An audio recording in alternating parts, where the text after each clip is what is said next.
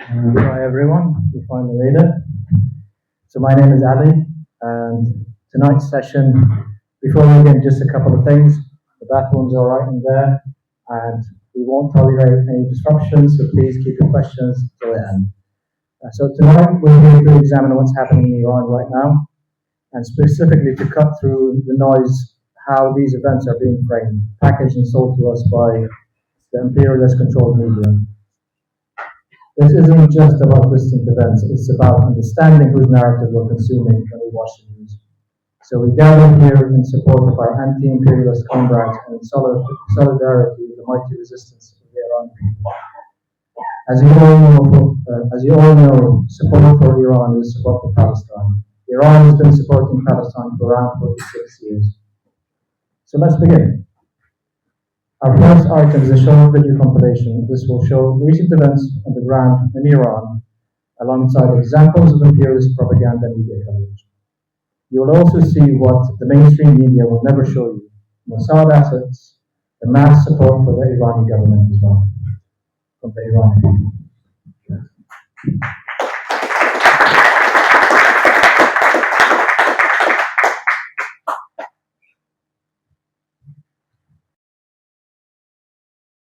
Iran says Israeli intelligence agency Mossad has used the recent assassination plot in Denmark as a false flag operation. Iran says the terrorists who killed Iranian scientist Masoud Ali Mohammadi last year were trained by Israel's spy agency Mossad. Israel's war with Iran has entered a new and audacious phase, one scripted in the shadows by Mossad and unleashed in the skies by the Israeli Air Force.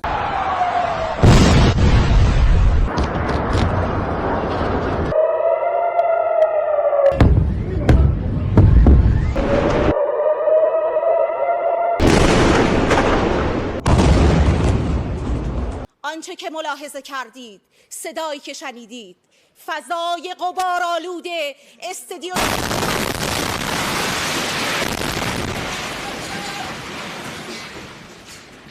So Trump on Saturday told Politico it was time for new leadership in Iran. What exactly does Trump mean by that? We had a sudden fall in the Iranian currency. And the United States apparently put pressure on neighboring countries and entities to not to cooperate with Iran with regards to currency exchange. And that led to this sudden drop, 30 to 40%. I don't know the exact amount. Treasury, and what we have done is created a dollar shortage in the country. At a speech at the Economic Club of New York in March, I outlined a strategy. It came to a swift and I would say grand culmination in December when one of the largest banks in Iran went under. There was a run on the bank. The central bank had to print money. The Iranian currency went into free fall. Inflation exploded, and hence we have seen the Iranian people out on the street. I said that I believe the Iranian currency was on the verge of collapse, that if I were an Iranian citizen, I would take my money out. President Trump ordered Treasury and our OFAC division, Office of Foreign Asset Control, to put maximum pressure on Iran, and it's worked. And that led to protests the next day because business people, largely, they were protesting, and shop owners. A couple of thousand, I think, in Tehran. I don't know the numbers. And maybe a couple of thousand in other cities too, 2 or 3 other cities. There were no arrests. There was no harassment. There was no confrontation between the police and the protesters. And the government said the protesters' concerns are legitimate. اعتراض کاسبای بازار به اینکه کاسبی نیست و اجاره ها واقعا سرسام آوره. واقعا سرسام آوره.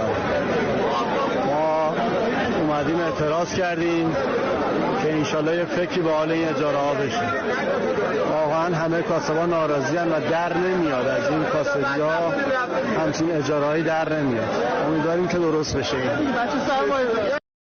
Keep protesting, take over government institutions. No, that wasn't a fringe activist. That was the President of the United States. Donald Trump, leader of a country that calls itself democratic, that claims to respect international law, didn't just comment on protests in Iran, he openly pushed Iranians toward chaos. He even hinted at military backing. Let's rewind. In late December, protests broke out in Iran. They were real, they were peaceful, and they were about one thing: economic pressure.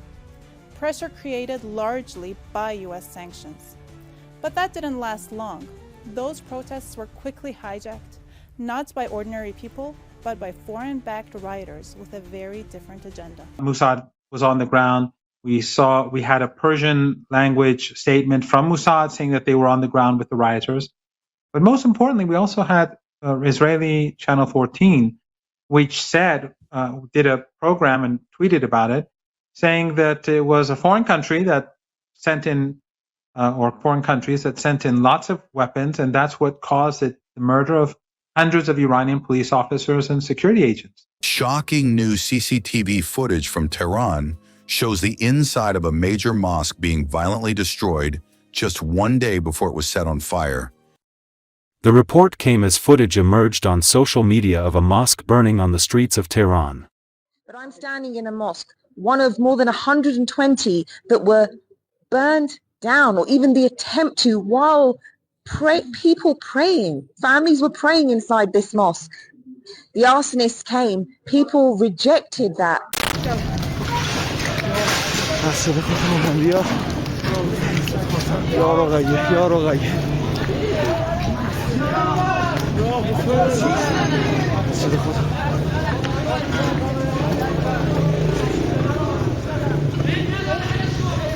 On Thursday and Friday, it got very bad. And these were not ordinary rioters. They were very well trained, and many of them had weapons. They started killing police officers and other people, and destroying huge amounts of private and public property.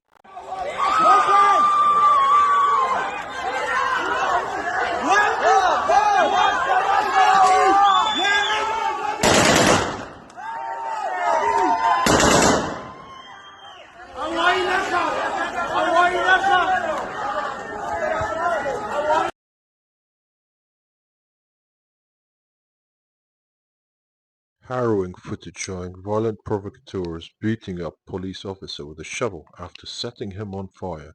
This is one of many violent scenes carried out by foreign-backed terrorists in Iran.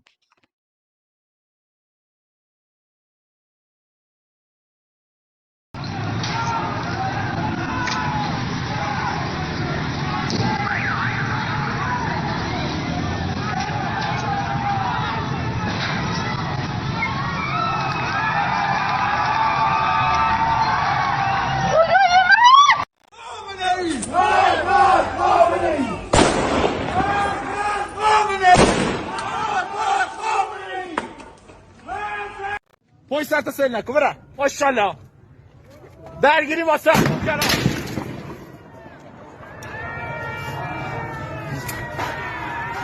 بر خامنه‌ای مرگ بر خامنه‌ای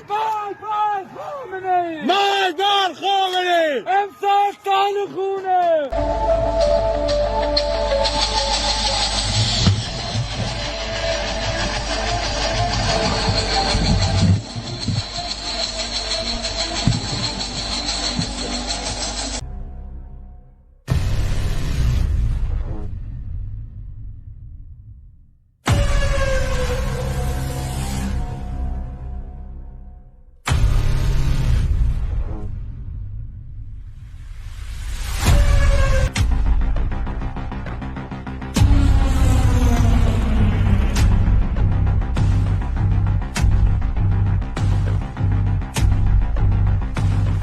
According to Iran's Ministry of Intelligence, the group infiltrated the country through Iran's western borders and struck on the night of January 8th.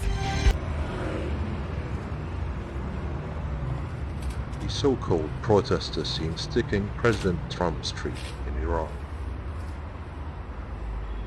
The following videos show the pro-Shah monarchists chanting death to Khomeini and other vulgar insults to Iranian martyrs, and gleefully carrying Israeli flags.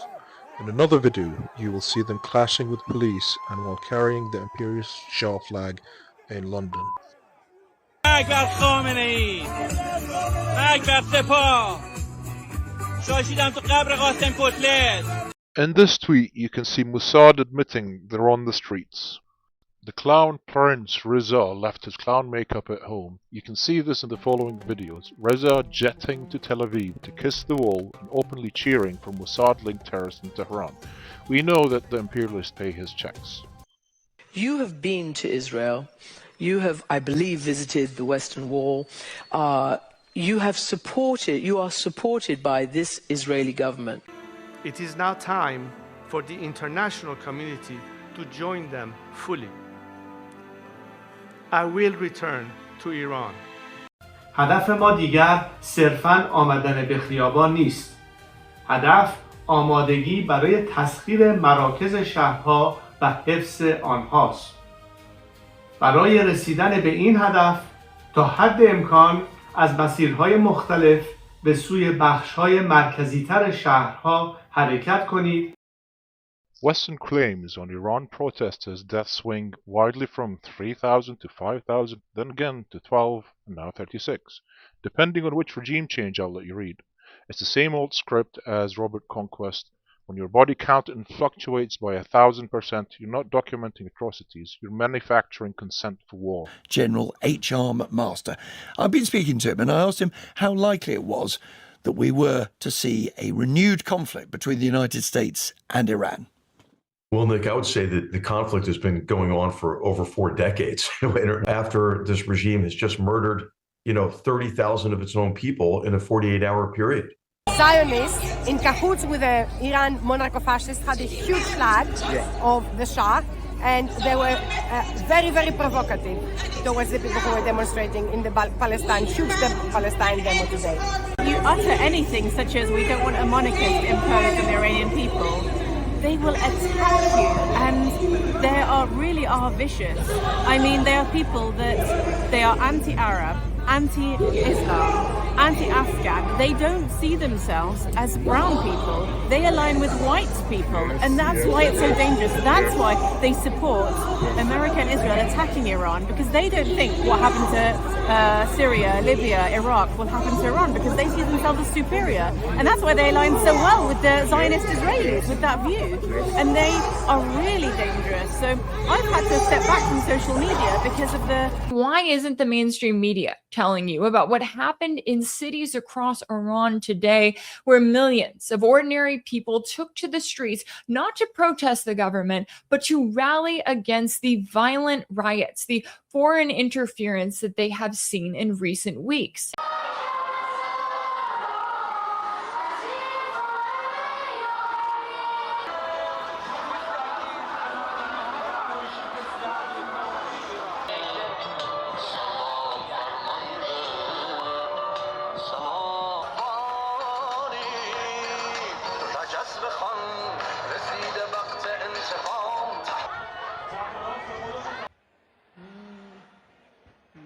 لبیک یا خامنه‌ای لبیک یا حسین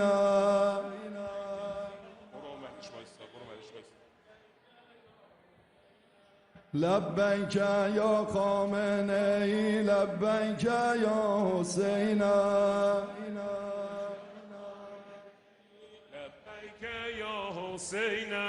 ولی امر مسلمین ضیاء هر دو. این صدا خوبه بشه نیروی مسلمانی بگو با شهید ایرانی حیدر بگو با شهید ایرانی حیدر ایران ایران ایران سیف على الطغیان ایران ایران ایران سیف على الطغیان درات الخمینی والخامنئي الإيمان.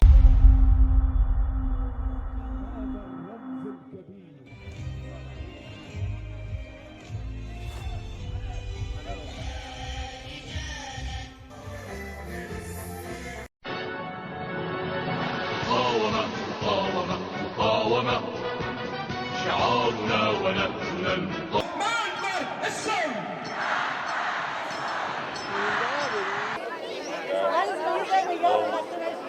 در غروب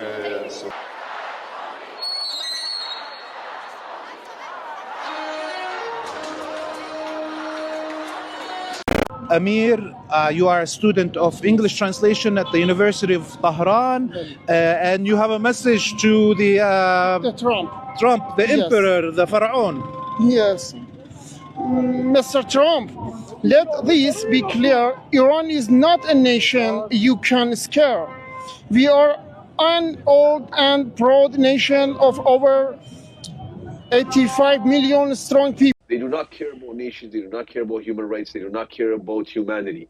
And I don't want to even remind people about the recent files that were exposed and this filthy, type of cult actions that were done by these Western politicians and other politicians of these proxy regimes in the region.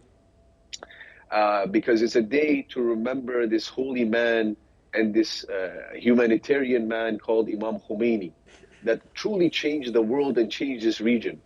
He secured the region by fighting the colonial power and fighting this monarch system.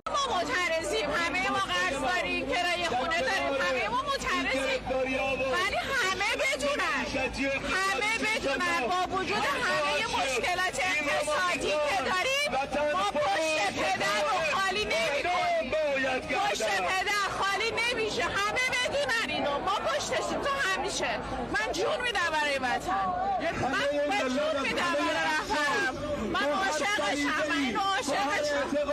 اما فتنه اخیر، این فتنه ای که 18 دی ماه اتفاق افتاد، این فتنه اولا بنده تعبیرم اینه، این فتنه آمریکا بود، فتنه آمریکایی بود. این آمریکا و صهیونی، فتنه صهیونی و آمریکایی بود. قبلا هم من تو این جلسه گفتم در یه روز دیگری، دو دسته بودن این کسایی که آمده بودن اغتشاش میکردن، دو جور آدم بودن، یه جور آدمای سردسته، یه جورم پیاده نظام، همه جور رعا. اون سردسته ها آموزش دیده بودن، پول گرفته بودن، آموزش دیده بودن، بهشون یاد داده بودن چجوری حرکت کنید، چجوری حمله کنید، به کجا حمله کنید، چجوری جوونا رو جمع کنید، چجوری باشون حرف بزنید. اینا همه رو بهشون یاد داده بودن، آموزش داده بودن سردسته ها. خیلی از اون سردسته ها گرفتار شدن، دستگیر شدن، اعتراف کردن به این چیزها. یه دم جوانای هیجانی بودن، سرصدایی بود را افتادن آمدن. اونا نه، اونا رو خیلی دربارهشون مشکلی نداریم. فتنه آمریکایی بود.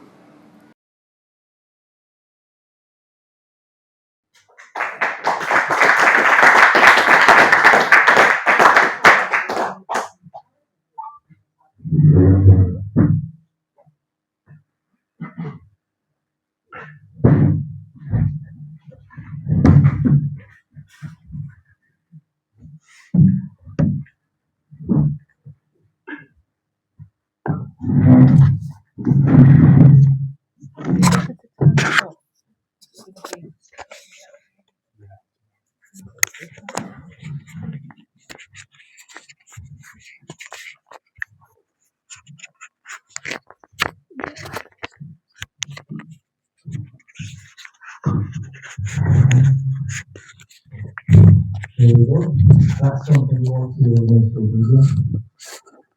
First guest, I want to introduce investigative fellow, sociologist, academic, and politics at EDM. David. This is a bit, Yeah, it is a bit. It's returned home. Yes.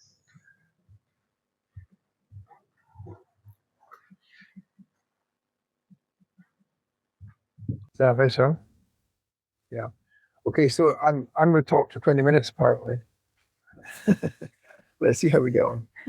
Okay, so I mean, I think that was a good introduction to what happened. I mean, in particular, it's crucially important to understand the role that the London currency played in forcing people out and to demonstrate from the bazaar in Tehran, which you saw in the footage early on there. This is the deliberate strategy conducted by the Americans with the Zionists and indeed with financial institutions in the United Arab Emirates. And it was successful in the sense that it got a protest, a genuine protest out on the streets. And that, of course, was the mark for the Zionists and the CIA operatives to head into all the relevant places where they wanted to have demonstrations and to cause mayhem, burn out mosques and schools and libraries, and indeed to attack people in general, including some of the people on their own side there's accounts of them actually executing people by shots to the head who were actually there to support them. So that of course all happened, and that was the plan. Now it's also said that many of the places in which the demonstrations occurred were places where they believed that there is reconstituted Iranian air defense systems. So of course their purpose, like it was before the 12-day war, was to access and destroy Iranian air defenses. It's not clear whether that happened. I think it didn't happen, but that was a part of the objective, is to have demonstrations in places where they could potentially access Iranian air defenses, which of course some of which were destroyed on the ground before the 12-day war really got going. And that's something which people, I think, don't understand. They think that it was the Americans or Zionists who destroyed them from afar, but actually a lot of them were destroyed on the ground because they have agents inside Iran. Now there's a long history of that. I've been to the bazaar that you saw there, and to Tehran and other parts of Iran as well. But the first time I went to Iran, I went to an institution called the Museum of Holy Defense, and Holy Defense is the name that they give to what we call the Iran-Iraq War. And in that museum, it's mainly about the Iran-Iraq War. There's a specific other building in the grounds, which also is to do with the Axis and Resistance, which is a pretty extraordinary exhibition. But when I was there first, which was 3 years ago now, this display is no longer there. But there was outside in the big parade, apart from the British Challenger tanks, which were supplied to the Shah, which were as part of the museum, there were also 6 cars.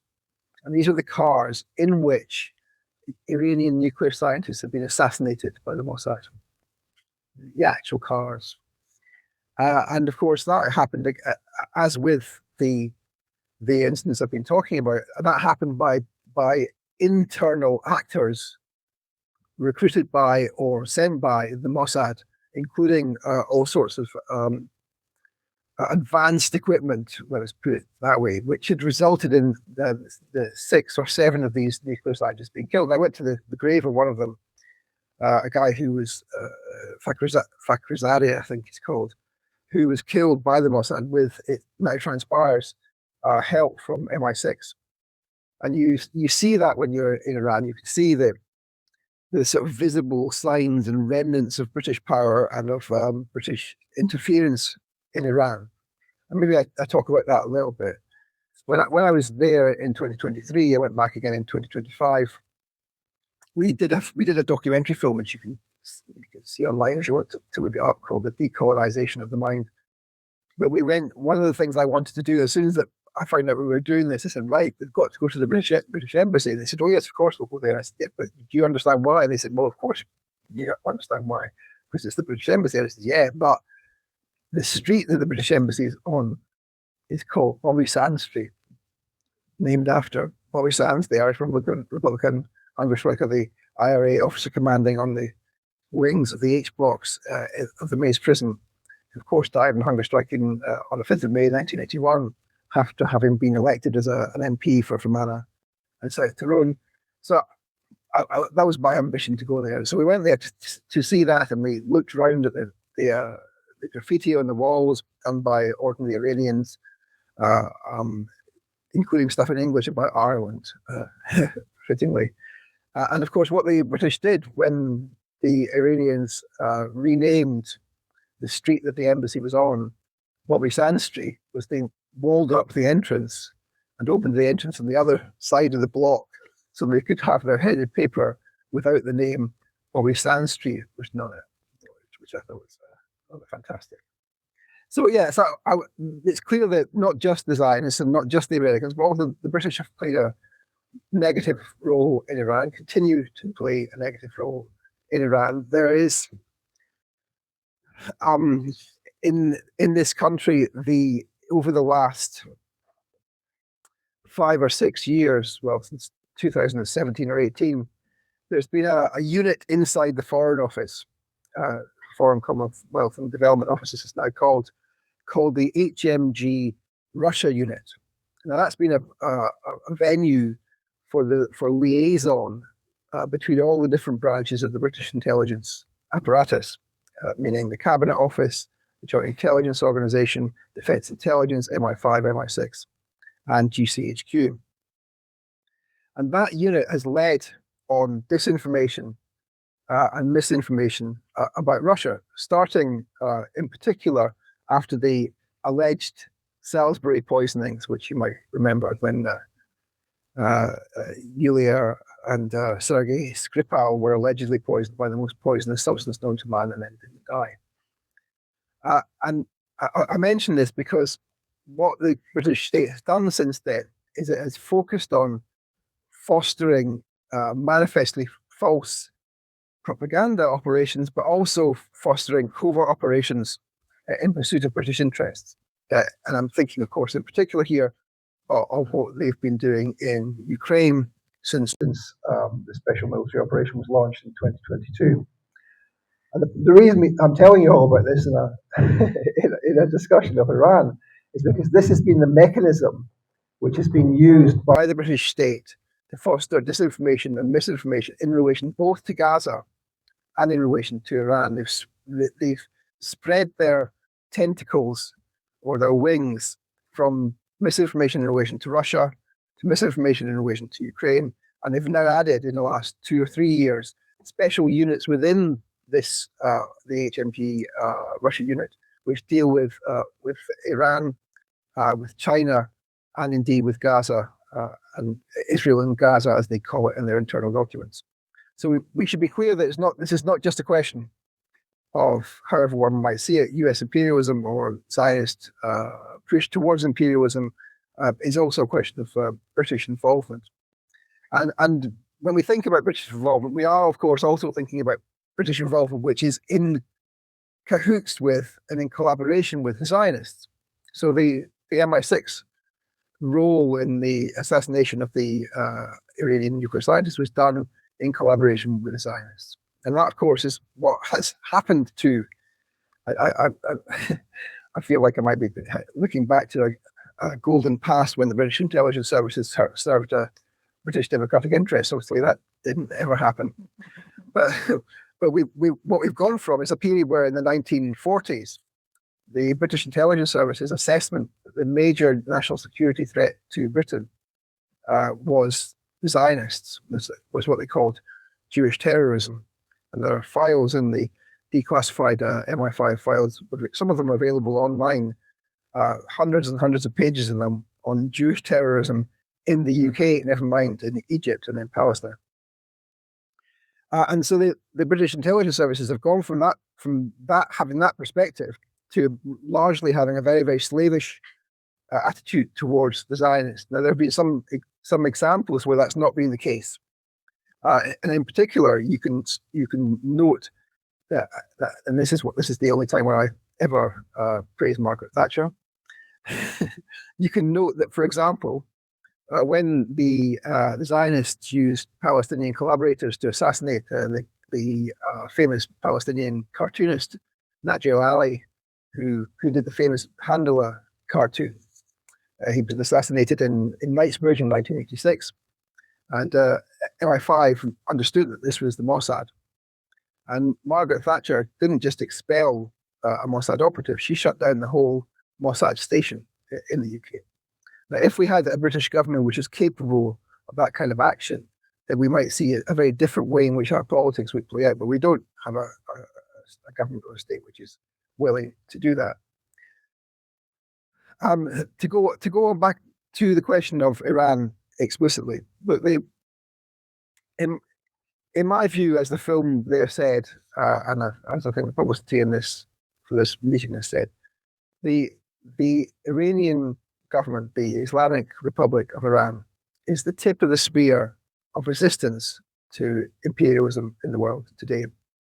He single-handedly fostered and spread and made into a functioning transnational set of military institutions, the axis of resistance, with Hezbollah in Lebanon, the Palestinian resistance factions.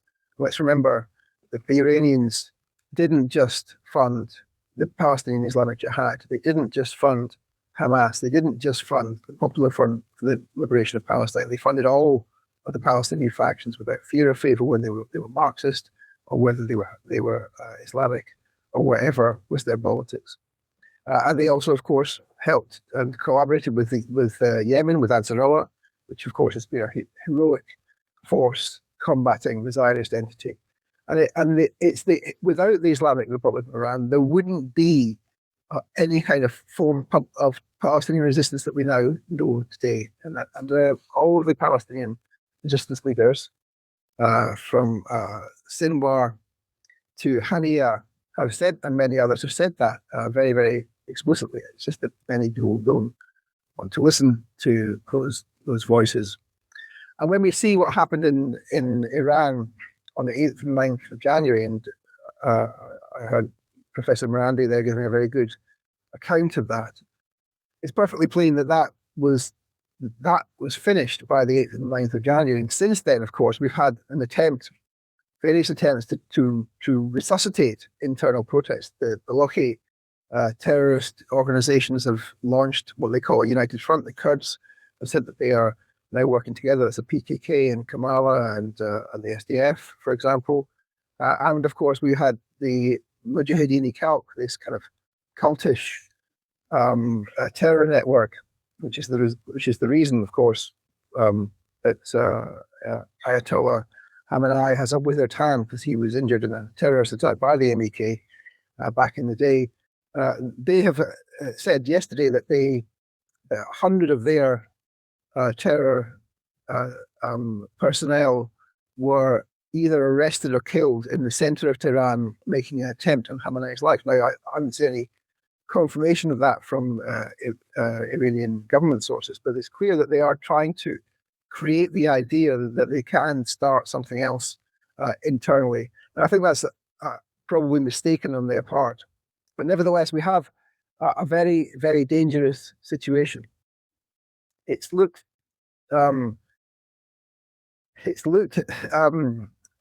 variously over the last 3 to 4 weeks that there was an imminent war about to happen, and then it was put off and put on the back burner, and then they sent a second aircraft carrier, which is now, have you seen the stories where it's now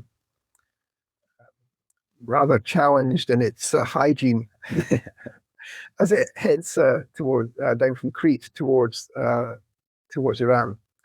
And so I think that what we see here, and we don't know, of course, exactly what we're seeing here, because we hear propaganda accounts from all sorts of sides, and it's not very clear. But and of course, some of what we hear is intended to stage manage our impressions and our emotions about what's happening. So it's intended to say, well, they've done this. We know that they've done this on several occasions. But Donald Trump is pushing back against Netanyahu, and it's not going to happen. He's told Netanyahu. Most of that is propaganda, and we knew that was the case. We know that was the case last time when the 12-day war happened. They pretended that they weren't going to do anything and tried to gull the Iranian government into a false sense of security so they could have the element of surprise. Now, of course, all of that will be happening. But it is looking like it might be possible that there will be some kind of movement in the next day or so, which could result in some kind of settlement or negotiation between the Islamic Republic of Iran and the Americans. There was supposed to be something announced today, but it hasn't been so far. Now, if that happens, You might think I would think that's a good idea, but if that happens, that would be a surrender by Iran, and that would be a disaster, and it will end the Islamic Republic of Iran. Maybe not immediately, but it will sow the seeds for the end of the Islamic Republic of Iran. And I think that is the worst thing that could happen, not just for the Palestinians, not just for the Iranian people, not just for the Axis of Resistance, but for the whole of world civilization.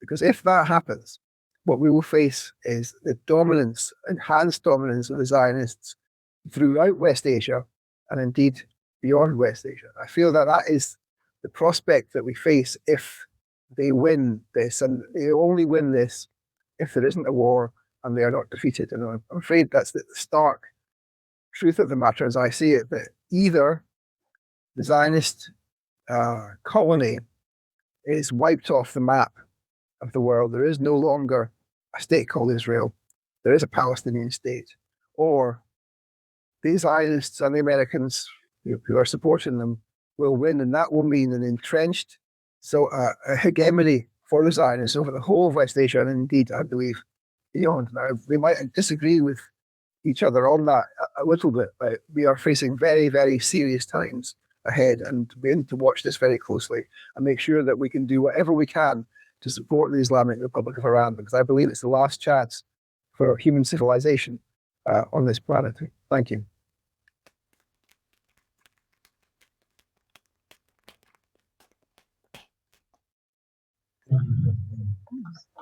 Just wanted to That's very disciplined. Just wanted to echo what President just said. Iran is basically the dagger by which keeping the imperialists at bay. Imagine a world that doesn't have Iran. They're already wreaking havoc in the world. The world without Iran would be 10 times worse. And now our second speaker, Joti Brar, the chair of our party, the Communist Party of Great Britain, Marxist-Leninist, and the spokesperson for the World Anti-Imperialist platform. Now, to you. Thank you, comrades. Really don't like this. So, if I just talk, can you hear me? I'm not loving that microphone, and it sort of puts me off if my voice sounds funny in my head. It's like if you're doing a YouTube interview on someone and you can't see the person at the other end, you can only see yourself. I don't know how people do that. Anyway, so thank you so much to David. It was really good to hear his contribution. I agreed with 99% of it. The little bit at the end, I wouldn't take such a bleak view that whatever happens in the next 6 months or next 6 weeks, next 6 days, it's not the end of the world. The reality is the imperialist system as a whole is in a very, very, very deep crisis, and it's thrashing around trying to find a way to save itself. And Iran is not its only problem. And even if, heaven forfend, and I say that as an atheist, even if the worst happened and Iran fell, that's also not the end for humanity. It's not the end for the axis of resistance, either in the Middle East or globally. It's a horrific setback, but I absolutely believe that fundamentally the people will overcome all the setbacks that are in their way, because there's no other way for us. So, and you know, the axis of resistance, if we just talk about the Middle East, the axis of resistance has endured incredible setbacks for 100 years, and it keeps coming back.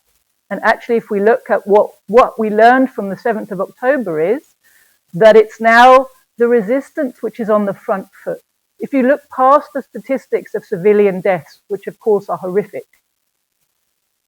what we're seeing actually is not a picture of helpless victims at the mercy of the imperialists and their Zionist stooges in the region, and their various other stooges and proxies, including ISIS, including, you know, the UAE, and including all of the Gulf autocracies.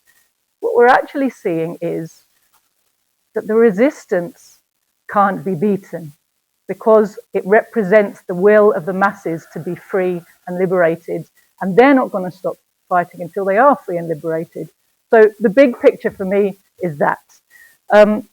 But because we've had the video and we've had fantastic detailed information about what's going on in Iran right now from Professor Miller, and I can't add to that.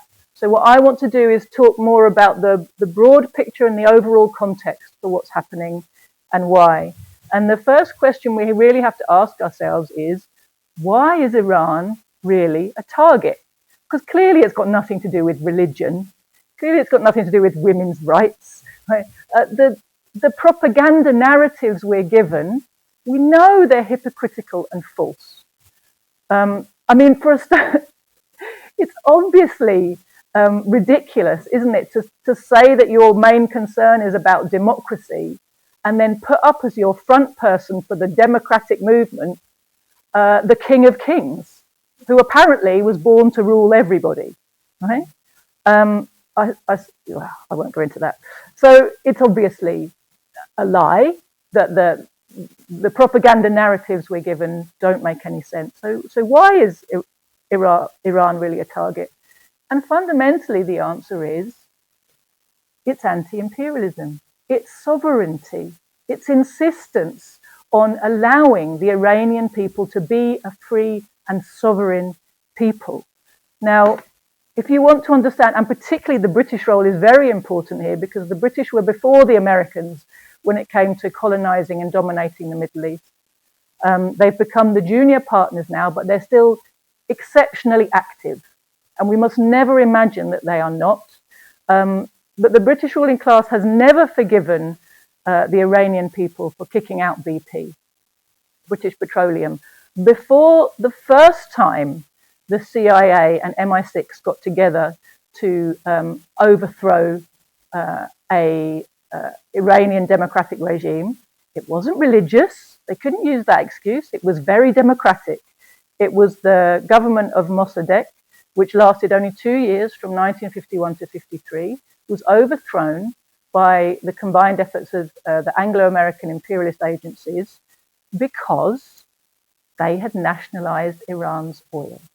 And previously to that, now, correct me if I got this wrong, but I have a feeling that in the early days of the Anglo-Iranian oil company, which is what BP previously was called, the license on which the British took oil wealth from Iran didn't pay the Iranian people a penny in royalties.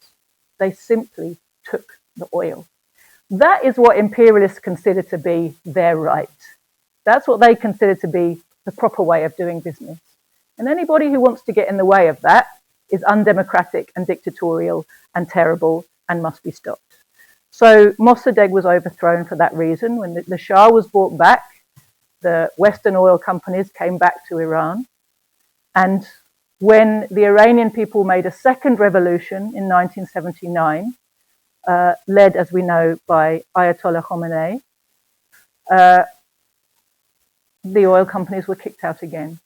And the Iranians gained sovereignty over their own wealth and resources and development. And since that day, for 47 years, Iran has been firmly sovereign, independent, anti-imperialist, because that's the only way to be sovereign and independent, and anti-Zionist. And of course, that's another reason that Iran can't be forgiven, because they have never, like Syria, with whom they allied from quite early on, like the Syrian Arab Republic, always refused ever to come to terms with Israel, so did revolutionary Iran, refused to come to terms with the Zionist colony, whose sole function is to act as a dagger to the heart of the Middle Eastern peoples, to stop their national liberation, to stop their decolonization process, to stop them gaining control over their own territory and their own resources. That's the function of Israel. That's what it's there for. That's why it's armed to the teeth. And that's why sovereign territories in the Middle East have always refused to come to terms with it.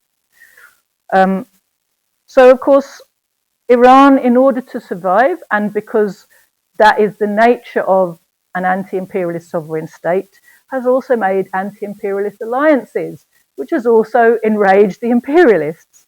So they have made cooperation with and alliances with North Korea, Syria, all of the factions as forces, I should say, as David said, of the axis of resistance, whether they're states or armed resistance movements, with Venezuela, with Cuba, with Russia, and with China. So you see again the essence of all of that. It's not ideology in terms of religion or socialism or anything else. The essence of that is anti-imperialism and the need for those countries that are trying to protect their independence and sovereignty to stand together. None of this is new. Okay, this has been going on for 47 years. So what is it right now that's propelling the war drive to such a kind of desperate and bellicose level at this moment? And I think we have to understand that in relation to the global crisis of the capitalist system. It's in a very, very, very deep crisis. I mean, we laugh about it, but I don't know how many of you have seen the Bank of England's warnings recently. Hands up if you saw the warning about the aliens.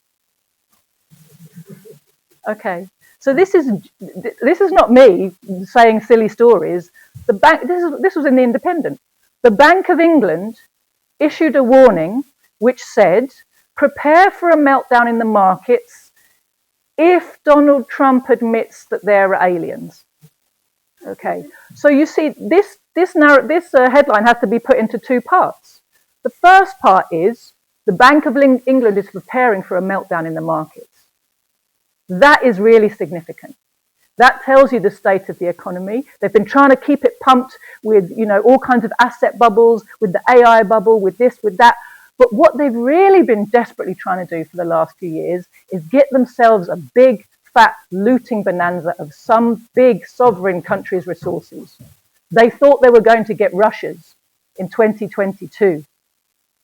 And 4 years later, they have completely failed. That war has backfired on them spectacularly. It cost them instead of gaining them. And it's costing them not only the resources they expected to get, not only blood and treasure, not only all of their weapons, but it's costing them face in the world. It's creating space for resistance movements to become more confident, to rise up, for the people in the Sahel to start getting independence and sovereignty, for people around the world to say, oh, maybe the imperialists aren't as strong as they've been telling us they are. Maybe all that money they spend on weapons is not the decisive factor. Their economy is in big, big trouble. So this headline that said, prepare for a meltdown, that tells you one thing. They know that they can't postpone the crash forever. On the other hand, they're trying to work out how to manipulate public opinion into not understanding what's the root cause of this crash.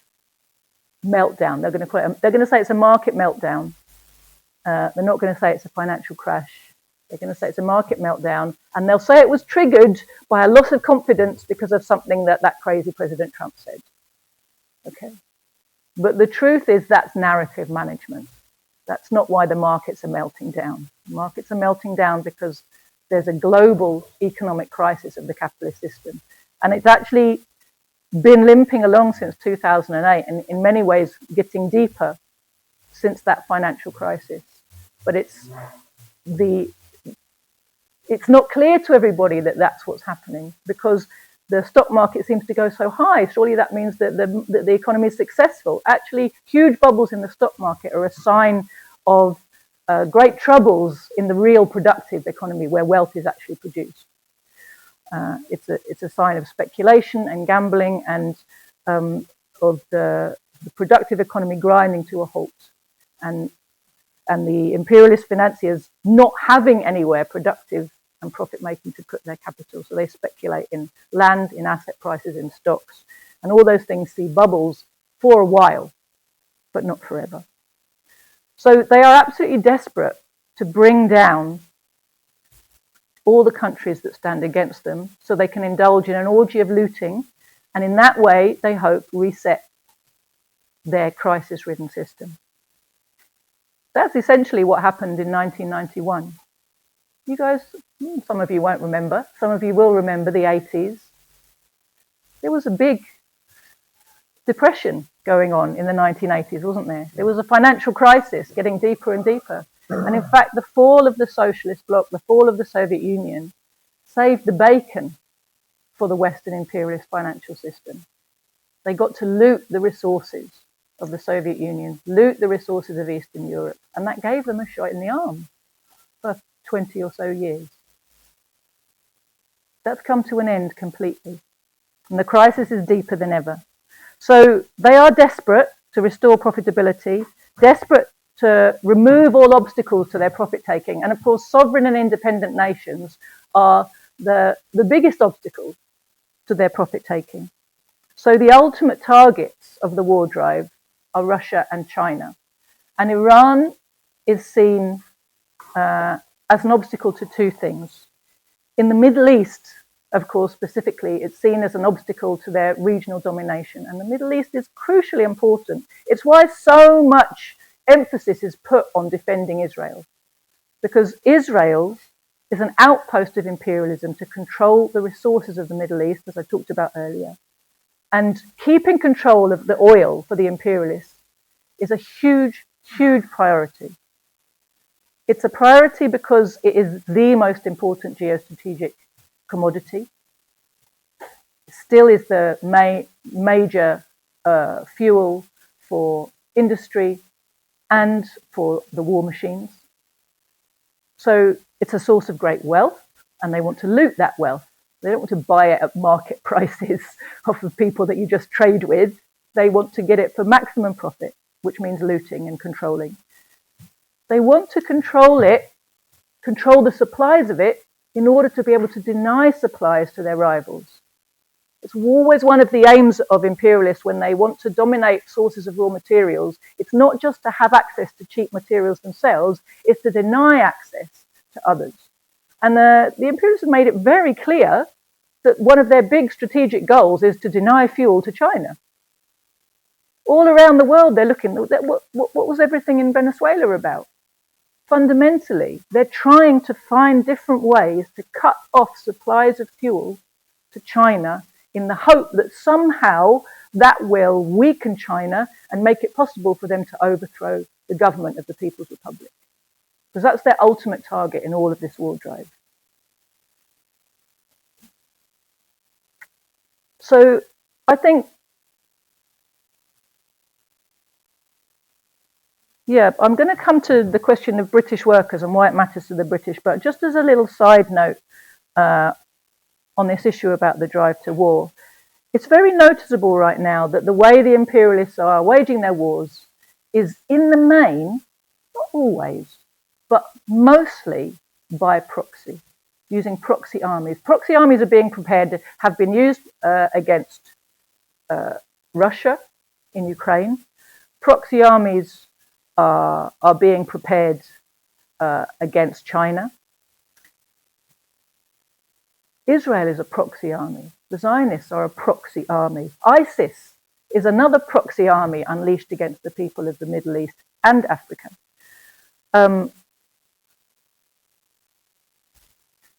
What the imperialists have got very good at is finding ideologies to give to their proxy forces, because everybody knows that a motivated army fights best.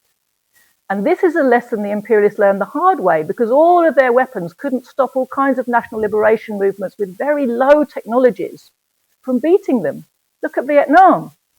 What was the decisive factor? It was the people, the popular feeling of the people, and they were mobilized by their desire for socialism, which is a very strong ideology. When socialist ideology gets hold of a mass movement, it's very, very strong and overcomes humongous obstacles. You look at the history of the Chinese Revolution, the Korean Revolution, the Vietnamese Revolution, you see the same thing, the Cuban. So the imperialists learned, oh, we need to have ideologies. We need our soldiers to feel ideologically motivated. And what they've come up with is essentially weaponizing religions. turning them into supremacist ideologies. And Zionism is not the only one. It's not only Judaism they've done this with. Judaism was their kind of first go. The British began weaponizing Judaism and turning it into Zionism all the way back in the 19th century. But Judaism is not the only religion they've done that to. What is ISIS motivated by, if not by a weaponized version of Sunni Islam that has turned it into a supremacist ideology? And what is supremacism? Supremacism is any ideology that tells you you're the chosen people and everybody else is not really a person at all. And as we see from, you know, all the kind of Epstein revelations, that is in fact a reflection of all ruling class ideologies. Fundamentally, if you're a minority exploiting class, you believe that you're better. You have the right to exploit, to loot, to rule, to have power over the masses, and the masses, in your view, aren't really people at all. So these supremacist ideologies, the imperialists have got very good at creating and imposing, and they combine them, of course, with money and weapons. You know, that also helps people feel powerful and like they're on the good side if they're getting paid. I mean, you know, we heard, didn't we, in particular, in Syria, that the Takfiris were getting, you know, $1,000 a month plus weapons, plus this ideology that says, you know, that God chose you and anybody you kill, you know, God blesses you for it.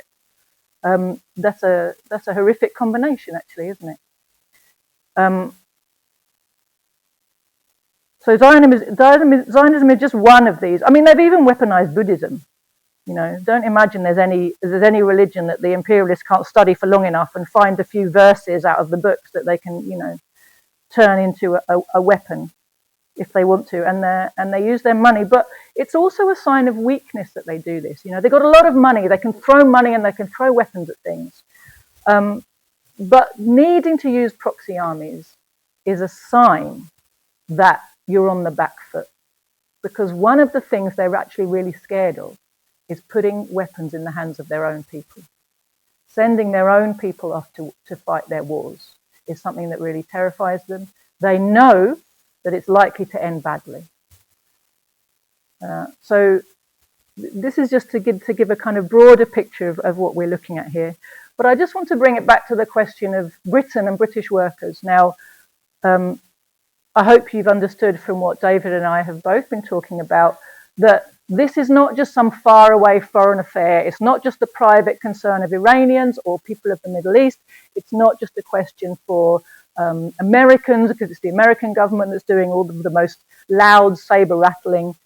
Anglo-American imperialism is essentially one unit. The British and American financier classes are joined at the hip. They work together in lockstep.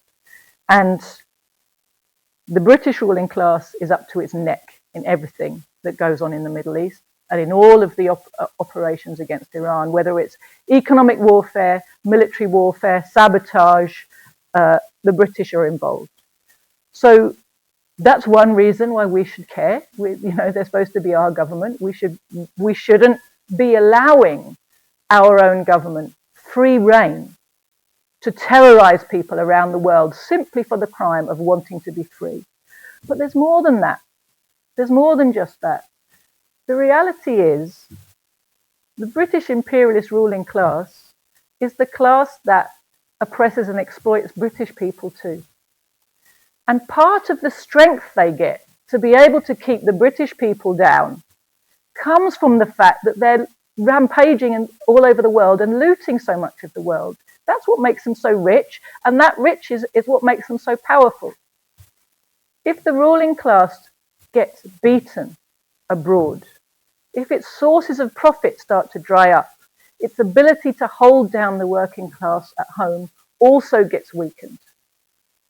And that fundamentally is the reason why the British working class always should make common cause with everyone who's fighting British imperialism anywhere in the world. That we have the same struggle against the same enemy, and we actually have a side in this war. We're not bystanders, we're not spectators, we have a side. We want Iran to win. We want Russia to win. We want China to win, because they are fighting our enemies, and we need to be helping to fight them. We need to be doing what we can at home on this front of the war to weaken the imperialists. We need to be making life difficult for them so they can't just freely rampage around the world. And that brings me to the question of what is it we should be doing? Because fundamentally, yes, we want them to win, but just saying, oh, I hope they win, that's not good enough, is it? We actually have power. We actually have power as the working class in this country if we learn to organize and use it. And what is needed is a mass campaign of non-cooperation with every aspect of the war machine, which of course includes with every aspect of Zionism, which is part of the Anglo-American imperialist war machine. No cooperation with making the weapons for the wars, with moving the weapons for the wars, with putting out the war propaganda that justifies the wars. You know, if print workers or media workers of any kind, or even supermarket workers, said, we will not allow these lies to be put in front of the British people, that's a huge blow to the war machine. British working class has more power than it realizes it has. You know, ultimately, it's not the imperialists who fight these wars. It's not. It's ordinary people. Every aspect of the war machine, every single aspect is manned by working people. We need to wake up and start understanding that that is our power, and we need to start demanding that that power is harnessed. And fundamentally, that power is going to be harnessed when there's enough pressure from the bottom up to transform our mass movements. Because right now, our trade unions, our anti-war movements, our Palestine solidarity movements, every one of them is controlled by a bureaucracy which is loyal to the Labour Party, and the Labour Party is loyal to imperialism. And so fundamentally, our own organisations are being led by and controlled by our class enemies. And so a part of the organising to create a genuine anti-war movement has to be transforming our mass movement, mass organisations, so that they actually can reflect the will of the people of Britain. And the will of the people of Britain actually is not in favour of war. I remember the demonstrations against the Iraq War, how huge they were. And at that time, the people who took to the streets really believed in British democracy. They don't anymore. And that was part of them learning not to believe in it anymore. But when they turned out, 2 million were on the streets on the 15th of February 2003. But the misleadership of that anti-war movement just said, well done for coming out, go home. The government knew it was safe to ignore that huge protest and was flying the bombers over their heads the other way. They were going to war anyway. They didn't feel they had to listen to the people. There was nobody harnessing that power to actually stop and disrupt the war machine and show those people how their will could be put into action. And these are the demands we need to make. So I'll just very quickly signpost people on our party's website, which is thecommunists.org. There's a page on non-cooperation full of resources on what can people do to further this aim within the trade union movement, the anti-war movement, the mass movement, and another one on transforming our trade unions. What are the things we need to do? What are the steps we need to take? What are the demands we need to be taking in our workplaces, in our trade union branches? What are the things we need to be doing? So we have more power than we think we have. We are not just bystanders. We're not helpless victims. We're not reliant on Russia or China to pull our irons out of the fire for us. Fundamentally, the defeat for British imperialism happens here at home. Thank you, comrades.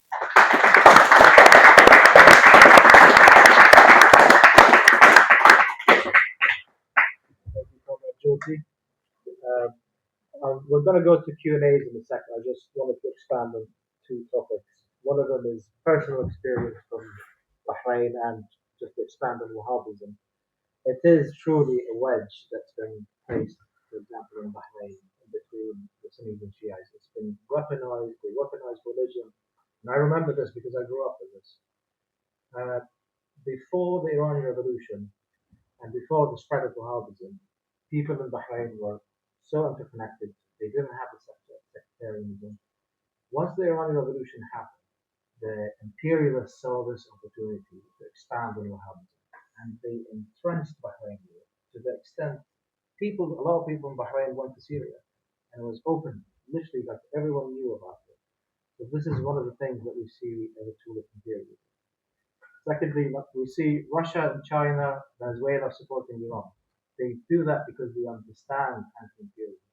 They understand that if they do not do this, this is the only solution to their sovereignty. They have to support the anti-imperialist movement. And for us, we need to challenge the narratives that the mainstream media and the government really does. And in Britain as well, just to echo what Joti said, we need to give the message to the working class.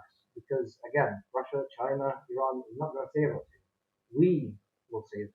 We have to be on the ground. We have to do something about it. Thank you.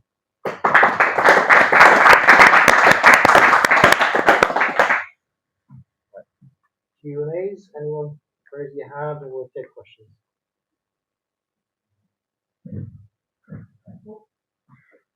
At the back. David, when you hear the argument about who's putting through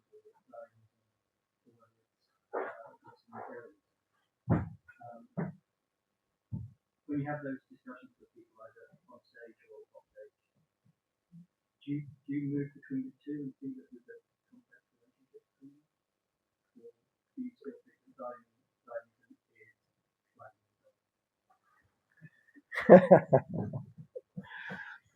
Look, I come from a, what would I say? I come from a sort of traditionalist, leftist, historical materialist background. So I always had that idea that, you know, that it was impossible for the tail to wag the dog. That clearly, when the British Empire was in charge, and when the US took over after 1945, and you can make various arguments about when it was, or the extent to which it was, or the extent to which the British and American financial elite still just run the show. You know, I didn't have any sense that there could be any other way of understanding things. And I didn't come to studying Zionism by choice. I came to it by accident. I came to it through seeing the attacks on Muslims after 9/11, wanting to understand what that was about, looking at neoconservative think tanks, not even thinking anything about Zionism at the time, seeing who funded those think tanks, Henry Jackson Society, Policy Exchange in this country, and many others in the US. And then looking at these obscure organizations that we found, charities which were funding these Islamophobic think tanks, and say, well, what are these charities? All charities usually with the name of an individual, the Wolfsons, and you realise, first of all, by looking at what else they funded, they were funding the IDF, they were funding the settlements, that these were Zionist family foundations. And it was through that empirical discovery that I started to study Zionism. And this is about what, 2010, 11, 12, when I was first accused of being an anti-Semite. It wasn't the last time. And then I started to do that work. We did work on Zionist organizations. We did stuff on BICOM or various other organizations. I forget now. And even then, this was in the context of a theoretical way of looking, which was not very different to the one that the CPGB-ML has today. I think what tipped it over the period of a large number of years, and actually only really in the last couple of years, 2 to 3, I mean, well, even maybe shorter period than that, is starting to understand the sheer magnitude of Zionist influence in many different ways. Now, I could spend a long time talking to you about this, but I'll not. And so let me put this in a kind of quite summary fashion. So first of all, there's the most important question is the question of US power. When you look at the way in which there's been an infiltration of Zionists into the security apparatus of US power, meaning the State Department, the CIA, the Pentagon, Treasury Department, etc., etc.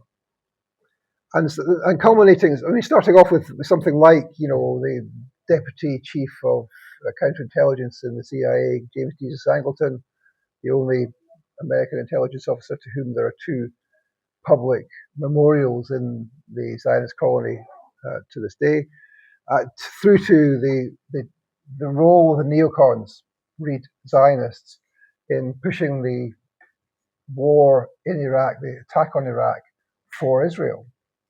And when you start to see that, you start to ask other questions. Well, what other kinds of powers are there? And you look at the role in West Asia of the Abraham Accords, and then you look at the way in which Unit 8200, the surveillance intelligence organization of the Israeli military, has set up thousands of companies which then supply spyware to the security and intelligence agencies in Cote d'Ivoire or South Africa or Nigeria or even Venezuela, actually.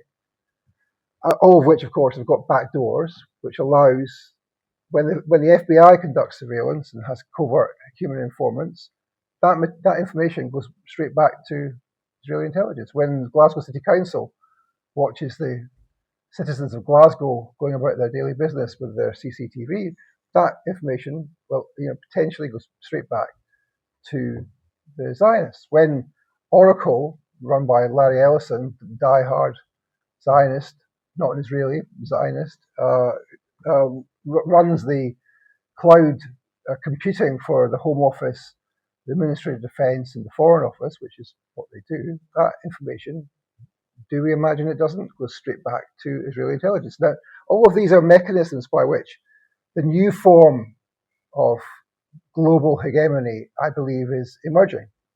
So you ask me, am I certain? Do I think there's a dialectical relationship? Is it a historical relationship? Yeah, of course, all of those things are true. But I think we are entering a period where it would be wrong to say that the tail wags the dog. The tail is only plucky little Israel, to coin that phrase. Because what's happened is that there's been an infiltration into the vital organs of the dog, such that the Zionists have a grip on them. Someone tweeted the other day about the 6 most important people in the US administration, all of whom are Jews or all of whom are Zionists. And these people run the American administration. Now, you can hazard a guess, people will say, oh, it's because of the Epstein documents they've got on Trump. No doubt that that's important somewhere along the line, but it's much more significant, much more fundamental than that, I believe. It's not just a question of compromise, it's not just a question of the lobby, it's not just a question of the Zionist movement, it's the infiltration of Zionists throughout the national security apparatus, which is the crucial element which goes along with all the other elements. So I think that's what's most important here. Now, I could be wrong. It might be the case that the US empire is going to resurge and they're going to abandon the Zionists, and they will make their deals with the Saudis and all those kinds of counter-intuitive narratives. But I don't believe I am wrong. Yeah, I think there's an awful lot of truth in what you said. The biggest problem I have when people only see that is they present the case that imperialism is now doing something different now it's Zionism. And there's nothing, from my point of view, there's nothing going. So if Zionism has become the central credo of US imperialism, I don't think that's made US imperialism worse now than it was in the 40s or 1910 or 1854. So I think there is absolutely something to be documented about who's mainstream and what credo is using. But I think there's a big problem when people look at Gaza and go, that must be the worst thing ever, and not know that we did similar things in Kenya. British did, and America certainly did in the 30s and 1910s. Or in the destruction of the Native Americans, yes. Well, of course, imperialism has an appalling record of brutality stretching back hundreds of years, and it's the worst of humanity. But I think that the question about the empirical reality of torture, death, and destruction is one question, and a discussion of, you said the word credo. That came to me then, yeah. I think imperialism always wants a justification. Well, of course, yeah, it has to have an. That's what racism is for, right? Yeah, of course. Totally. Yeah.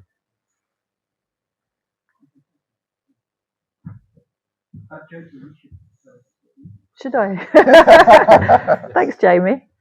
He's mischief making, isn't he? So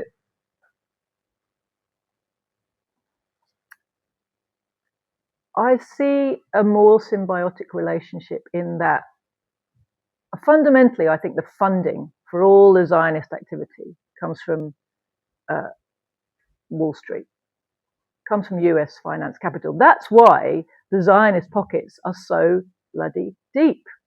How does plucky little Israel, that depends on disbursements every year to keep itself going, have such bottomless pockets it can buy literally every single USA politician and every British one and every Western European one? Well, that doesn't really make any sense. You know, AIPAC, you know, I think the concept of the Zionist lobby, the Israel lobby, is a little bit of a narrative construct. I mean, it's a mechanism, but the funding, you know, AIPAC is the American Israeli Public Affairs Committee, and America is the fundamental part of that title. It has become so pivotal to US imperialist global interests to keep Israel going, because it's a really fantastic way of externalizing your army. To have it on a permanent bit of land, have the entire population essentially in the armed forces as a arm's length, deniable military that's always there, always threatening in the region where you are absolutely determined to keep control. I think that because oil, the control of oil, the control of the Middle Eastern oil, and let's not forget that if you add up all of the oil producers in the Middle East, you know, whenever you see a chart of, you know, where the most oil is, the Middle Eastern countries are all put in separately. But that is confusing, and it makes you not understand actually how significant the Middle Eastern oil is, because they've divided it into all these kingdoms and different places. Put it all together, right? It's one zone of activity that Israel is there to ensure imperialist domination over. And the oil, the significance of Middle Eastern oil is absolutely pivotal to modern economics, and it has been ever since the British Navy switched its ships to oil power in, I think, 1912. Right? That's when domination of the Middle East became like #1 question and started to take over from control of sea routes to India in the minds of the imperialists, of like, what's the most important thing we've got to care about. So I see the growth and the proliferation of Zionist supporting organizations. I mean, I'm sure you've read Finkelstein's book on the Holocaust industry, which is a brilliant expose of, and what was interesting about that was how he kind of documents, it's a long time ago since I read it, but as I recall, he documents how no one in the USA, no one was interested in the Holocaust in 1945. Nobody talked about it. His parents were victims of the Holocaust. He went to the States and they kept quiet and nobody wanted to know, nobody wanted to talk about it. The USA, the US imperialists discovered the Holocaust when they took over as the dominant power, patronizing Israel. From that point on, it became important to talk about the suffering of the Jews and put it on a particular pedestal in order to justify all the crimes of Israel, the existence of Israel, its crimes, you know, and to frame them all as protection against another Holocaust, and you know, to create that whole narrative construct, which a lot of us here grew up with, right? That Israel was necessary for the Jews because they needed protecting because of this terrible thing that happened to them. But they didn't care about the terrible thing that had happened to them 20 years earlier when it was happening, or just after it happened. Nobody was talking about it. That wasn't when they started setting up all their museums. And the whole Zionist lobby and pressure, you know, machinery in the USA gradually flowered and was encouraged because it was useful to US finance capital. That's the way that I see it, and I still see it that way, I have to say. I think when it comes to this intelligence apparatus, Mossad is a branch, as far as I see it, Mossad is a branch of the CIA. They're intimately connected. I think they're very interconnected with MI6 as well. I don't believe that there's a whole load of information going to Tel Aviv that doesn't also go to Washington. I don't see that.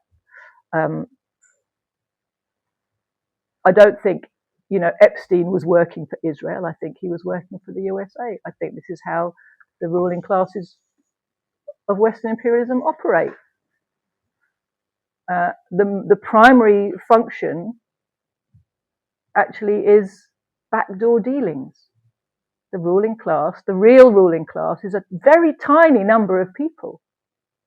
They need all these kind of organizations to kind of they need a huge machinery of control, because there are a tiny number of people actually in charge, really looting the wealth of the world and keeping themselves in this position of uber power over the vast masses of the population of the planet.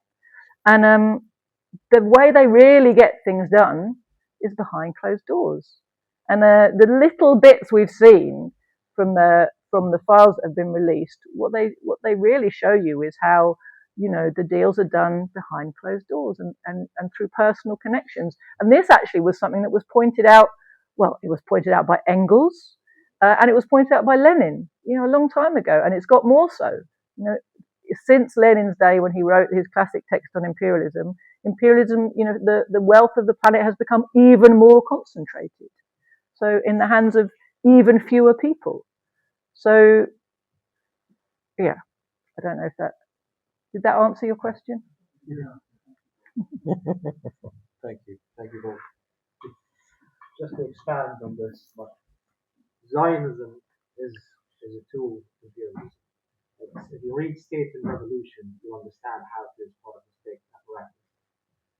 What do you do when a tool goes rusty beyond repair? You throw it. So that's what we will see happening to Zionism. It will be used as a scapegoat. Yeah. Any other questions? Can I just add to that, actually? Because I think you've brought up something really important, and there's something I'm noticing now, that you can already see the ground being prepared to throw the Jews, who for a while have, because of Zionism, have been enjoying favoured status. There's all these claims about how anti-Semitism's on the rise, and of course it's nonsense. And the biggest creator of anti-Semitism, of course, is Israel and its horrific crimes, which it carries out in the name of Jews and Judaism. But you can see the ground being prepared for the Jews in general to be thrown under the bus at the point at which, the imperialists feel they're getting burned too much. And there's plenty of noise along those lines along the internet going now. And interestingly, as part of that, I am noticing, and this is something that I think is quite significant, because of course, from my perspective, the fundamental target of all imperialist ire is the working class. They're really scared of the working class, and so they're particularly scared of socialism and communism, which is the ultimate destination, as far as I'm concerned, of humanity. And obviously it's the death of imperialism, it's the death of capitalism, it's the death of the ruling class and their exploitative system. So it's not particularly surprising to me that the old Hitlerite tropes that communism and Bolshevism are a Judeo-Bolshevik, a Jewish conspiracy, communism is a Jewish conspiracy, is starting to surface again on the internet. So you see all of these lines being pushed as people start to become anti-Zionist, as people are horrified by the crimes they see being committed by the Zionists. The imperialists are already trying to make sure that anti-Zionism doesn't turn into scientific anti-imperialism and a real struggle for liberation and sovereignty, and instead can be diverted into just scapegoating Jews while simultaneously taking in the idea that socialism is somehow your enemy rather than, you know, this evil exploitative imperialist system. Thank you. Questions? Yeah. I think we've all learned a lot tonight. I think there's been some very interesting conversation. The elephant in the room, and maybe you guys wouldn't want to address this directly, but how likely do you think war is between the United States and Iran in the coming days, weeks? Well, how's your crystal ball, David? Well, let me read something to you. Oh, go on. This is a report from Axios, which of course we know is a vile Zionist outlet. Trump's envoy, this was sent at 7 o'clock this evening. Trump's envoy Witkoff was apparently stunned by what he heard from the Iranians in Geneva. This is what I've been talking about. That I believe that what is happening is that the Iranians are offering what I would call far too much. And I think that is likely to result in there not being an American attack on Iran. Doesn't mean that there won't be a Zionist attack on Iran. It's pretty likely, I would say, that they would do it themselves. But I think if that, depending on how this works out, that's likely to be the case. Now, the reason for that, I think, is because there's already been a regime change in Iran, effectively, with the assassination, which I believe it was, of President Raisi.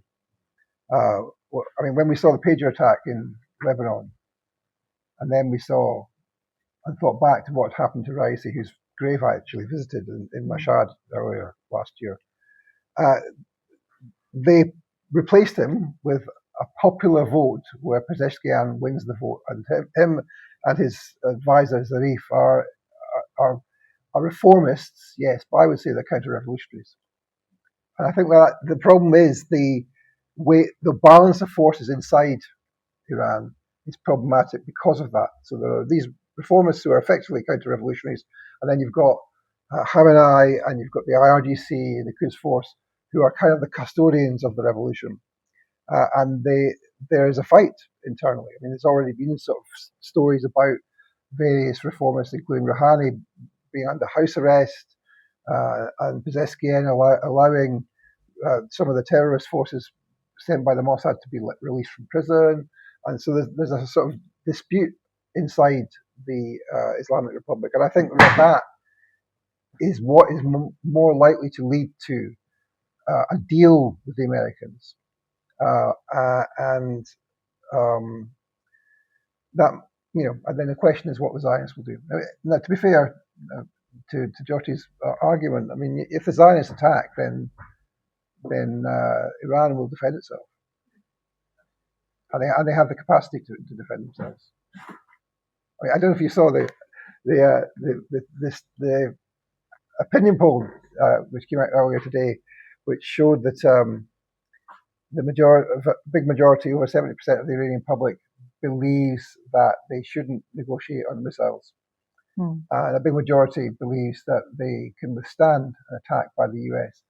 But it was revealed there was an interesting gender split, that women were much more likely to believe that they could withstand US imperialism than were men. So I'm just thinking, if the people in the CIA are thinking about how to play this, they should start a new campaign called Men Life Freedom. It might work better than the Women Life Freedom one. I actually think they pissed off the women by pretending to be on their side. It's very patronising, isn't it? I think that. And of course, just following on from what David was saying about the gender split there, you know, it's very interesting. Whenever you go to any revolutionary country that has, you know, a revolution is something that involves the mass of the population to make it and to keep it in place. And every revolutionary country I've ever been to, at the grassroots, the revolution is held together by grannies, right? It's women who hold communities together. And if you make a revolution, it's based in community. And that means you've got the mass participation of working class women. And the strongest of them, I have to say this because I'm getting there myself, the strongest of them are women of a certain age, you know, got a certain level of life experience. They've brought up their kids, they're bringing up their grandkids, they're holding every kind of shit together. They're the people who hold communities together, and they're the people who hold revolutions together. You go all the way back to the Russian Revolution, you see the same thing. You go to Venezuela, you see it. You go to Cuba, you see it. And I wouldn't be at all surprised, no matter, despite all the propaganda we get about what a terrible time the women of Iran are having, if that's not also the case in Iran.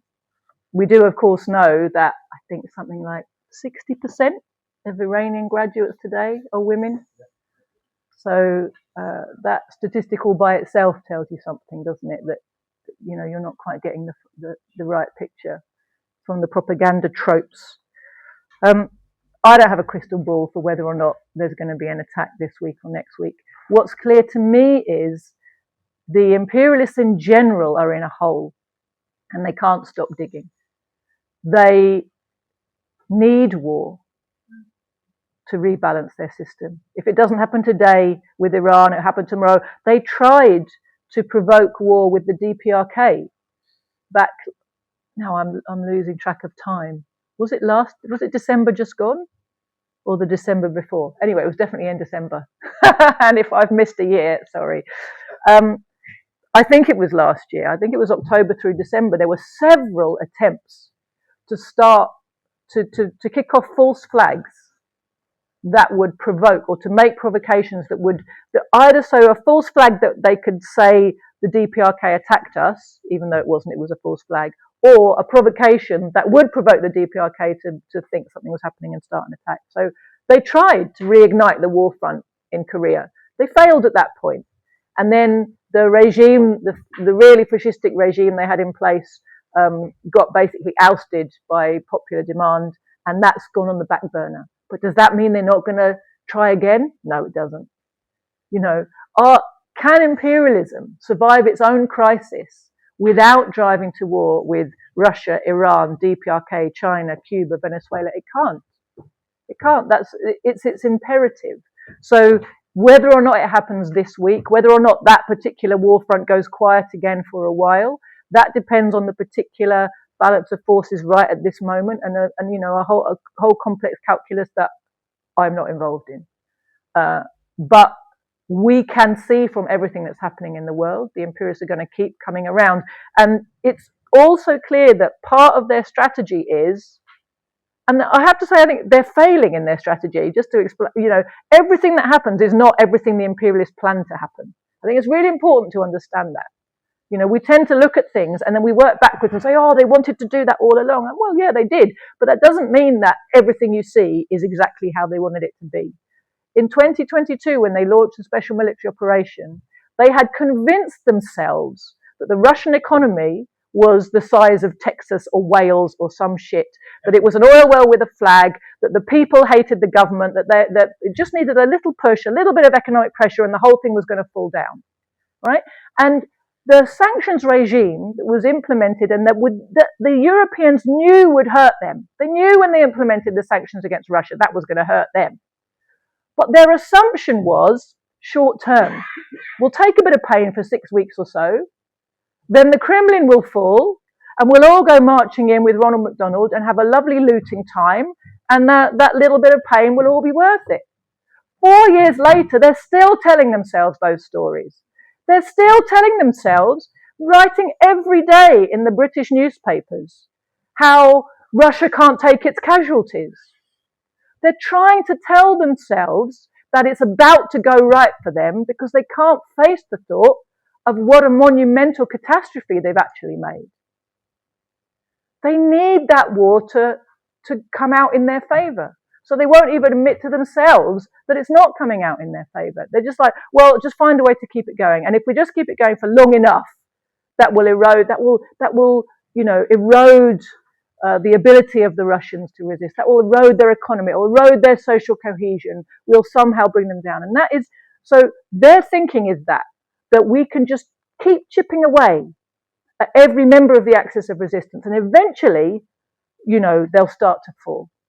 And if you see what you know, all of the you know, bravado and the shouting and everything, underneath it all is a kind of desire to find a way to bring that. They've got these kind of domino theories, don't they?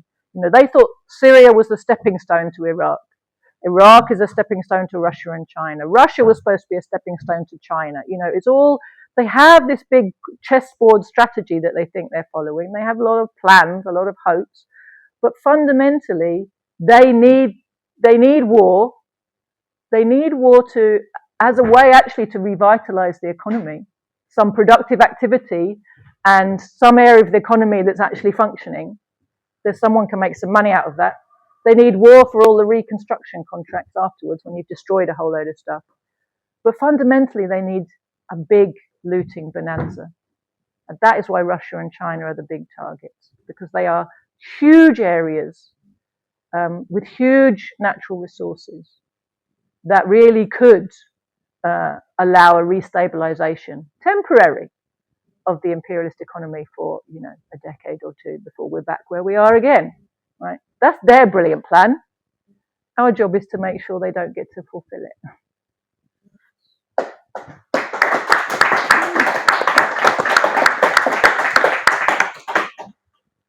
Thank you all for coming. I think our time's going to be up in a bit. So if you need any literature, we've got some at the back. And we've got a box there, so if you want to be in contact, we can send you articles, we can send you strategies on how to organize. It's on our website, The Communists.